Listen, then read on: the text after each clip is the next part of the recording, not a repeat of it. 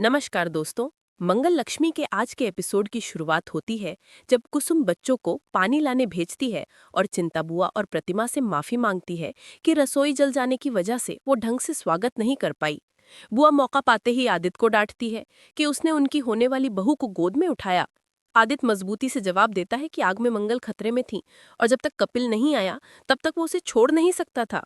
वो कहता है कि उसने सिर्फ अपना फर्ज निभाया है और वो कभी अपनी बेटी की माँ को ऐसे हालात में अकेला नहीं छोड़ सकता। बुआ ताना मारती है कि उसके इरादे सही नहीं है, लेकिन आदित्य भी पलटकर कहता है कि उसके इरादे बिल्कुल गलत नहीं है। तभी बुआ उसे चुप रहने की धमकी देती है। तभी मंगल अंदर आ जाती है।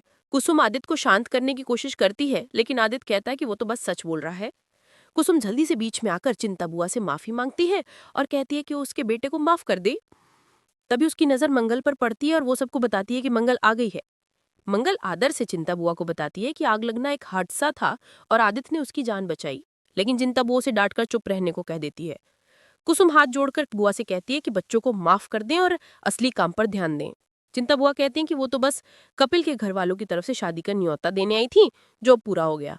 और ऊपर से वो कुसुम को कहती है कि शादी के किसी भी काम में आदित्य मंगल के पास न दिखे। आदित्य शांति से कहता है कि उसे किसी न्योते की जरूरत नहीं है। वो उन्हें शुभकामनाएं देता है।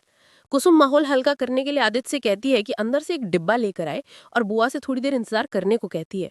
अंदर आदित्य डिब्बा खोलता है तो उसमें मंगल और कपिल के छपे हुए शादी के कार्ड निकलते हैं।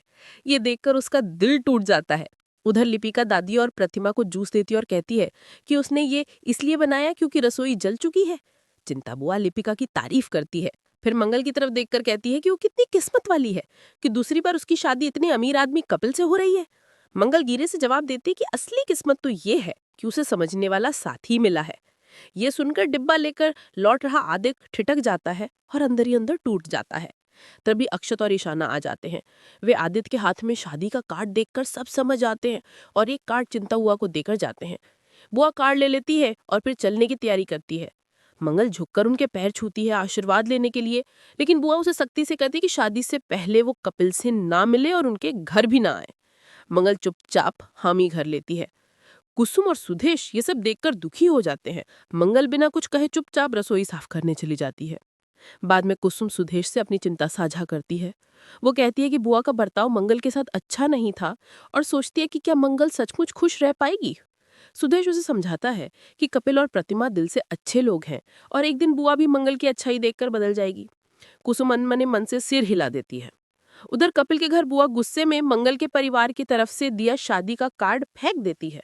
कपिल कार्ड उठाकर पूछता है कि क्यों, तो वो कहते हैं कि कार्ड पर मंगल के बच्चों के नाम छपवाने से उनकी इज्जत कम हो रही है। कपिल साफ कह देता है कि ये उनके घर का कार्ड है और इसमें कुछ गलत नहीं है। फिर बुआ आदित्य के बारे में कहती है कि उसने सबके सामने मंगल को गोद में उठा लिया था।